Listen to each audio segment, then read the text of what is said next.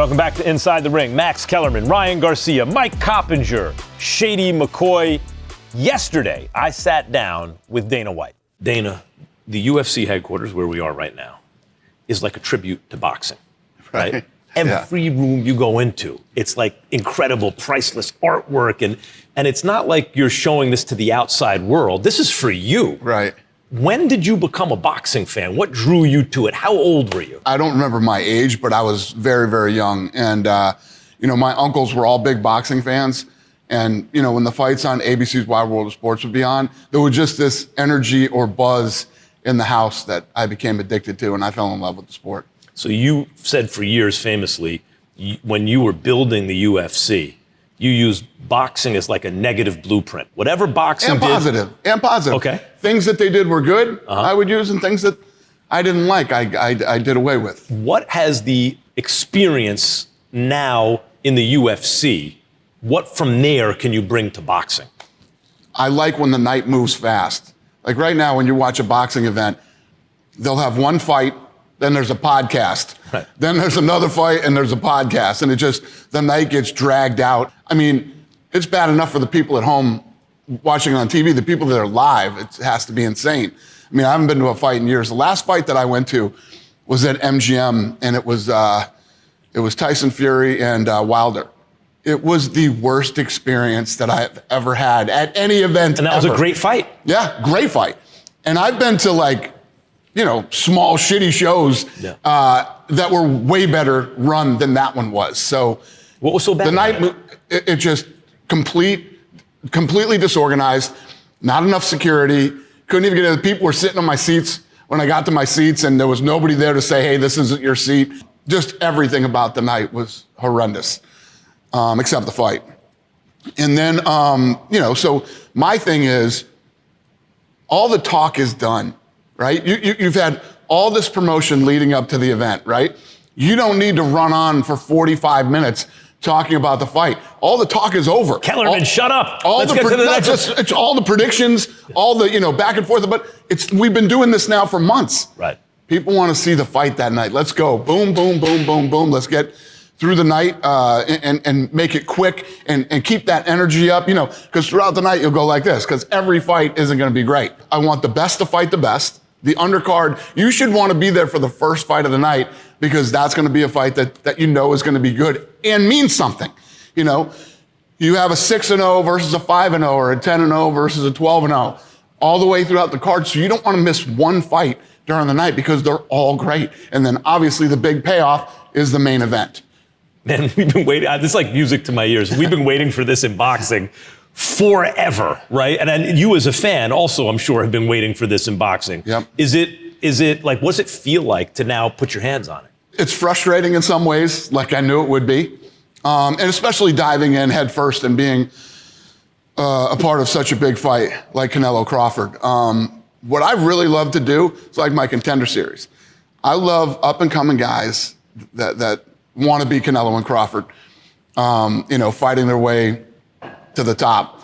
That's what I'm into. And when we get into 26, that's going to be my focus, is building stars and future champions. Like the Contender Series. I mean, we already have multiple world champions off that show.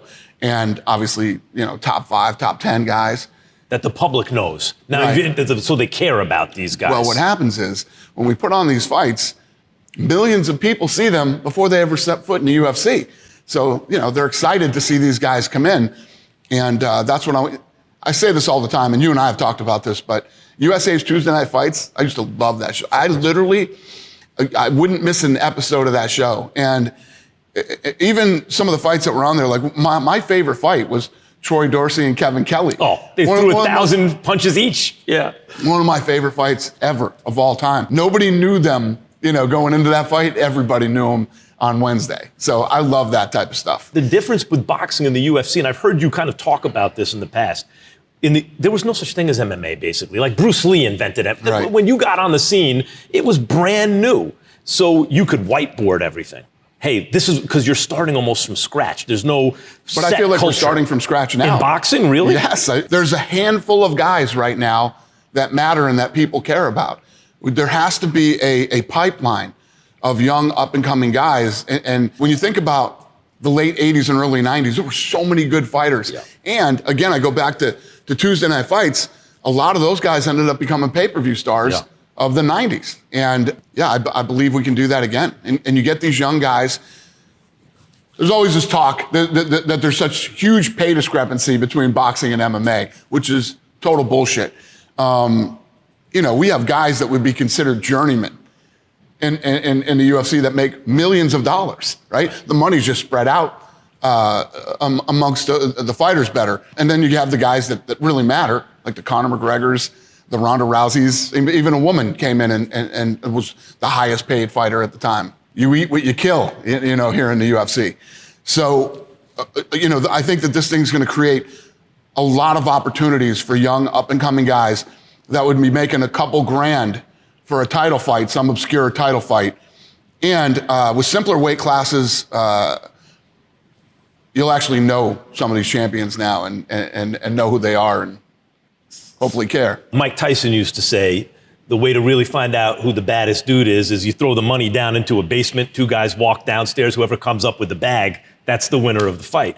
And that kind of spirit is in the BMF belt. Right. In the UFC, which I love, because it recognizes, even if the guy's not the best fighter in the world, but it recognizes something about that guy that's connecting with the audience. So what I saw at one point, HBO kept signing new deals with Arturo Gatti, whether he won or lost. Right. Because that's the fight you want to stay home for on Saturday night. You knew when Arturo Gatti was fighting, it was going to be an absolute war. And whether he won or lost, you didn't care. You wanted to see him fight again. One of the things that you've done in MMA that no one's ever done in boxing, and I talk about this all the time, you know what they should do in football? There's a million football leagues. You mean Roger Goodell in the NFL. You mean Adam Silver in the NBA. You mean Dana White in the UFC. But boxing, there's never been a they there, right? Is this thing that you're embarking on now an attempt to create a they in boxing? Yeah, I guess that's how you put it.